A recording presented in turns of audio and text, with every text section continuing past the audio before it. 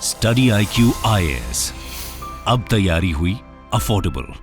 नमस्कार दोस्तों आज सुबह लगभग 11 बजे के आसपास अचानक से लगभग हर एक मीडिया के अंदर खबर चलने लगती है कि चाइना के अंदर जो मिस्टीरियस निमोनिया के केसेस थे वो भारत के अंदर भी पाए गए हैं। दिल्ली के एम्स अस्पताल में 7 इस तरह के निमोनिया के केसेस सामने आए हैं। जैसा कि आप ये देख सकते हो, टाइम्स ऑफ इंडिया की खबर है, 7 samples at AIIMS Delhi positive for M pneumonia. तो इसके बारे में हम डिटेल से समझेंगे, लेकिन मैं आपको बता दूं, जब मैं ये वीडियो रिकॉर्ड करने ही जा रहा था उसके जस्ट पहले ही भारत सरकार की तरफ से भी कुछ क्लैरिफिकेशन आया है, वो मैं आपको वीडियो के एंड में बताऊंगा, लेकिन इसको ध्यान से देखिएगा। चलिए आगे बढ़ते हैं, लेकिन उससे पहले ध्यान से आपको एक और चीज समझना है कि अगर आप यूपीएससी की तैयारी कर रहे हो और एक ऐसा बैच चाहते हैं जिसके अंदर आपको कंप्लीट प्रिपरेशन मिले, प्रीलिम्स मेंस इंटरव्यू सब कुछ लाइव क्लासेस के माध्यम से, 1-to-1 मेंटरशिप, यहां पर टेस्ट सीरीज होगा, कुछ भी आपको और लेने की आवश्यकता नहीं है।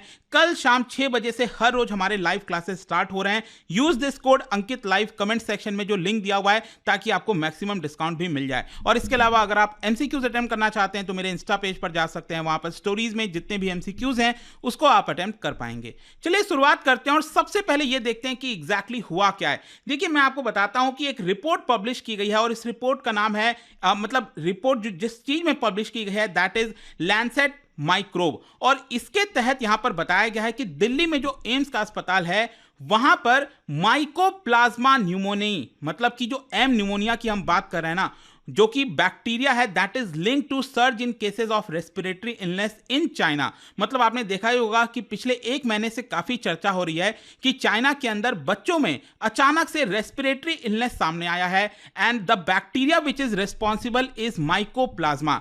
और इसके 7 सैंपल्स एम्स अस्पताल में डिटेक्ट किए गए हैं, ऐसा रिपोर्ट में पब्लिश किया गया, जिसके तहत बताया जा रहा है कि इन 7 केसेस में से एक जो केस है वो आपका पीसीआर टेस्ट के तहत डिटेक्ट किया गया है और जो बाकी के 6 केसेस हैं वो IgM ELISA test. Basically IgM का मतलब होता है इम्यूनोग्लोबुलिन। तो ये बेसिकली जो आईजीएम एलिसा टेस्ट होता है उसके तहत 6 इस तरह के केसेस पाए गए हैं। देखिएगा, अगेन मैं बार बार ये चीज कह रहा हूं कि यहां पर जो मीडिया में खबर चल रहा था और ये जो रिपोर्ट पब्लिश किया गया है उसके तहत यहां पर बताया गया, और इसके साथ साथ ये भी बताया गया कि जो पॉजिटिविटी रेट है पीसीआर, जो पीसीआर टेस्ट आपको याद होगा कोविड के समय किया जा रहा था, वो 3% है। मान लो अगर 100 केस सामने आ रहे हैं तो 3 केसेस पॉजिटिव सामने आ रहे हैं, ये वाला जो बैक्टीरिया है उसके तहत। और जो आईजीएम एलिसा टेस्ट है उसके तहत 16% पॉजिटिविटी रेट पाया गया। 16% का मतलब अगेन 100 केसेस में से 16 केस पॉजिटिव पाए गए हैं। तो अचानक से जब ये खबर आता है तो जाहिर सी बात है ना, एक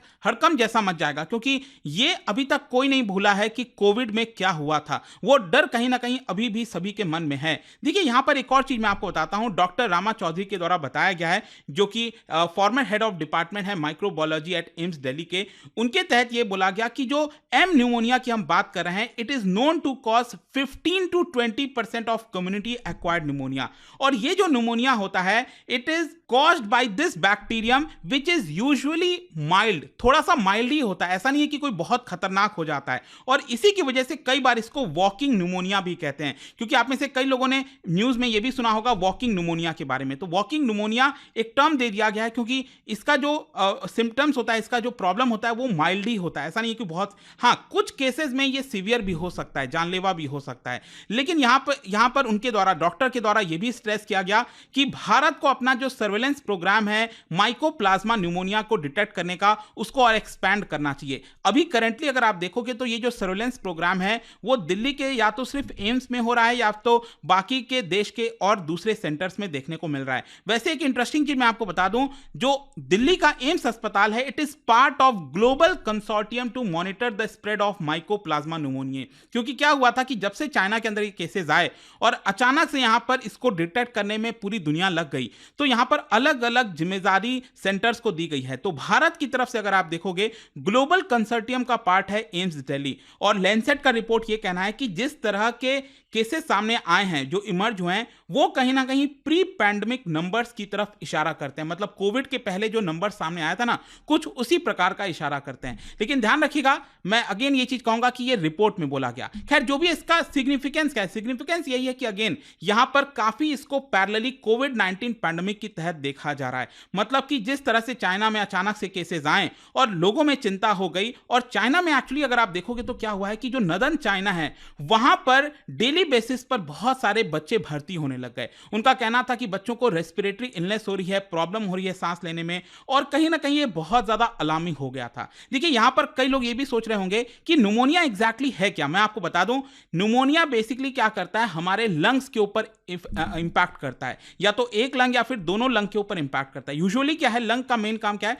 कि जैसे मान लो हम सांस लेते हैं तो जो एयर है वो हमारे एयर सैक्स, लंग्स के अंदर जो एयर सैक्स हैं छोटे छोटे, उसके अंदर जाता है। जैसे ये नॉर्मल वाला एयर सैक्स हो गया। लेकिन न्यूमोनिया के केस में क्या होता है कि जो फ्लूइड है वो एयर सैक्स के अंदर चला जाता है, घुस जाता है, और इसकी वजह से हमें इश्यूज होने लगते हैं। और ये जो न्यूमोनिया है वो या तो बैक्टीरिया, वायरस, फंगी, किसी से भी हो सकता है, और सिवियरिटी डिपेंड करता है अलग अलग केसेस में। कहीं पर हॉस्पिटलाइजेशन करना पड़ता है, कहीं पर नॉर्मल केस में चीजें ठीक भी हो जाती हैं। देखो, चाइना में ये कब स्टार्ट हुआ था, देखो 13 नवंबर को सबसे पहले चाइना की जो नेशनल हेल्थ कमीशन है उन्होंने यहां पर प्रेस कॉन्फ्रेंस किया और इसके बारे में चेतावनी दी कि चाइना के अंदर इस तरह के कई केसेस सामने आ रहे हैं। और उसके बाद क्या होता है कि एक ग्लोबल सर्वेलेंस सिस्टम है फॉर इन्फेक्शियस डिजीज आउटब्रेक, जिसका नाम है programme for monitoring emerging diseases.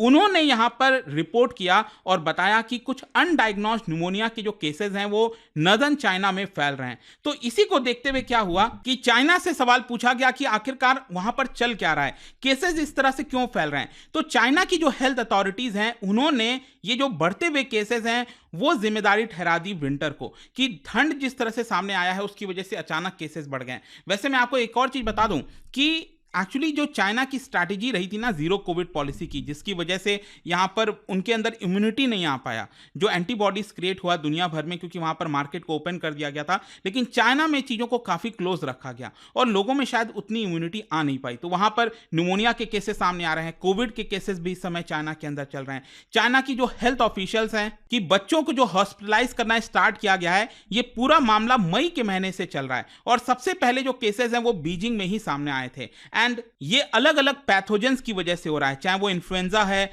Mycoplasma हो गया, या फिर जो सिनेस्टल वायरस होता है SARS-CoV-2 हो गया। तो कई सारे वायरस इस समय अगर आप देखोगे तो चाइना के अंदर सर्कुलेट कर रहे हैं। खैर, यहां पर एक और इंटरेस्टिंग चीज कई लोग जानना चाहते होंगे, वो ये है कि आखिरकार एम न्यूमोनिया जिसकी चर्चा हो रही है, माइकोप्लाज्मा और कोविड के बीच में क्या कोई डिफरेंस है। देखो, दोनों में कहीं ना कहीं ये लंग से रिलेटेड है, सांस लेने में तकलीफ हो रही है, लेकिन दोनों में काफी आपको डिफरेंस भी देखने को मिलेगा। माइकोप्लाज्मा बेसिकली बैक्टीरिया की वजह से फैल रहा है सबसे पहला, जो कोविड था वो बेसिकली वायरस था, तो ये एक तो डिफरेंस हो गया। फिर दूसरा जो सबसे इंपॉर्टेंट डिफरेंस ये है कि माइकोप्लाज्मा न्यूमोनिया वो ज्यादातर बच्चों में फैलते हुए देखने को मिल रहा है और मैक्सिमम केसेस में ये होता है कि ये फैलता है और यहां पर बहुत ऐसा नहीं है कि केसेस बहुत सीवियर हो जाते हैं, यहां पर माइल्ड होता है ज्यादातर केसेस। लेकिन कोविड के केस में आपको याद होगा ना, सबसे पहले क्या हुआ, जिसको भी कोविड हो रहा था तो कई सारे ऐसे केसेस आ रहे थे जहां पर लोगों को हॉस्पिटलाइजेशन करना पड़ रहा था, भर्ती करना पड़ा था, तो उसकी वजह से ये मेन आपको डिफरेंस देखने को मिलेगा। अब इसके साथ साथ क्वेश्चन ये है कि भारत और दुनिया ने कैसे इस चीज को लेकर रिस्पॉन्ड किया। जब चाइना की तरफ से ये खबर आई उसके बाद वर्ल्ड हेल्थ ऑर्गेनाइजेशन सामने आया और वही सेम मिस्टेक रिपीट नहीं करना चाहता था, और वर्ल्ड हेल्थ ऑर्गेनाइजेशन ने 23 नवंबर को ही चाइना को यहां पर एक लेटर लिखा और उनसे सारे सवाल पूछने की कोशिश की कि आपके पास जितनी जानकारी है वो हम दीजिए और हम उसके बारे में थोड़ा सा जांच करने की कोशिश करेंगे। इसके अलावा जहां तक भारत सरकार का सवाल है तो भारत सरकार ने भी सभी राज्यों को, यूनियन टेरिटरीज को प्रोएक्टिव रहने के लिए कह दिया और कहा कि आपको इसके लिए तैयार रहना चाहिए। और हेल्थ मिनिस्ट्री का कहना था कि हम इन सारे चीजों को काफी क्लोजली वॉच कर रहे हैं। इनफैक्ट आप देख सकते हो कि यूएस में भी जो चाइना का कुछ जो केसेस हैं वो यूएस के कुछ स्टेट्स में देखने को मिले थे। इसी की वजह से यूएस के जो सेनेटर्स हैं उन्होंने लेटर लिखा जो बाइडेन को कि मिस्ट्री रेस्पिरेटरी इलनेस को देखते हुए जो चाइना के साथ फ्लाइट्स हैं उसको बैन कर देना चाहिए, जो ट्रैवल है उसको हमें बैन कर देना चाहिए चाइना के साथ, अदरवाइज ये ऐसे ही फैलता रहेगा। खैर, जो भी है, ये सारी चीजें हो रही थी, मैं इसके ऊपर वीडियो बना रहा था, रिकॉर्ड करने जा रहा था,